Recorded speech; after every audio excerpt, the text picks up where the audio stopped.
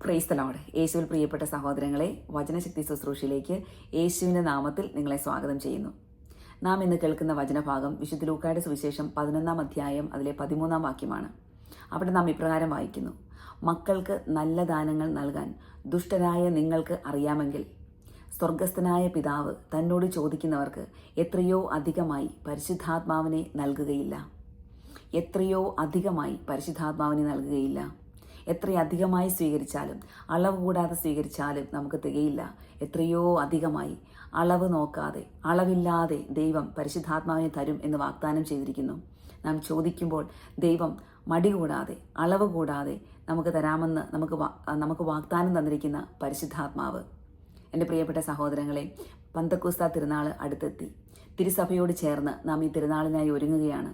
പരിശുദ്ധാത്മാവിനെ ജ്വലിപ്പിക്കാൻ, നമ്മുടെ ഹൃദയത്തിലെ തീ ആളിക്കത്താൻ നാം പരിശുദ്ധ അമ്മയോട് ചേർന്ന് പ്രാർത്ഥിച്ച് ഒരുങ്ങുകയാണ്. ഈ പന്തക്കോസ്ത തിരുനാളിൽ നമുക്ക് തീക്ഷ്ണതയോടെ, ദാഹത്തോടെ പ്രാർത്ഥിക്കാം. പരിശുദ്ധാത്മാവിനെ നൽകണമേ, എനിക്ക് പരിശുദ്ധാത്മാവിനെ തരണമേ. എത്രയധികമായി സ്വീകരിച്ചാലും മതിയാവില്ല. പരിശുദ്ധാത്മാവിനോടൊപ്പം ദൈവത്തിൻ്റെ സ്നേഹം നമ്മുടെ ഹൃദയങ്ങളിലേക്ക് ചൊരിയപ്പെടുന്നു. ദൈവസ്നേഹത്താൽ നാം നിറയുന്നു.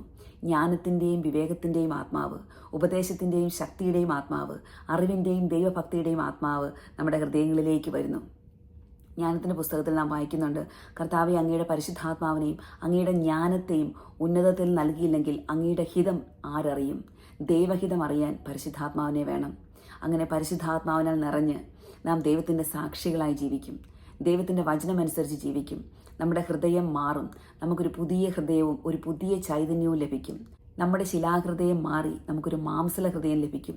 പരിശുദ്ധാത്മാവാകുന്ന അഗ്നിയിൽ മുള്ളുകളും മുൾച്ചെടികളും എല്ലാം കത്തിയെരിഞ്ഞ്, നമ്മുടെ ദുസ്വഭാവങ്ങളെല്ലാം കത്തിയെരിഞ്ഞ് നാം തിളക്കമുള്ളവരായി മാറും. ആകയാൽ പ്രിയപ്പെട്ട സഹോദരങ്ങളെ, ഈ പരിശുദ്ധാത്മാവിന് വേണ്ടി നമുക്ക് കൊതിയോടെ പ്രാർത്ഥിക്കാം. പരിശുദ്ധാത്മാവേ വരണമേ, പരിശുദ്ധാത്മാവേ എന്നിൽ നിറയണമേ, എന്നിൽ തീയായി കത്തിപ്പടരണമേ. പരിശുദ്ധാത്മാവിന് വേണ്ടി നമുക്ക് പ്രാർത്ഥിച്ച് ഈ പെന്തക്കോസ്ത തിരുനാളിനായി ഒരുങ്ങാം. അതിനായി ദൈവം നമ്മളെല്ലാം അനുഗ്രഹിക്കട്ടെ. വചനശക്തിയാൽ നിറയട്ടെ. ആമേൻ.